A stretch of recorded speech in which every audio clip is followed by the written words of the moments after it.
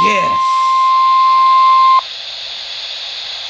The National Weather Service has issued severe thunderstorm watch number 526, effective until 9 p.m. This watch includes the following counties in Illinois: Monroe and St. Clair, and Jefferson County, Missouri. Remember, a severe thunderstorm watch means that conditions are favorable for the development of severe weather, including large hail and damaging winds, and close to the watch area.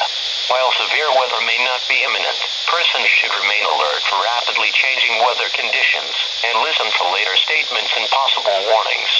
Stay tuned to NOAA Weather Radio, commercial radio and television outlets, or internet sources for the latest severe weather information.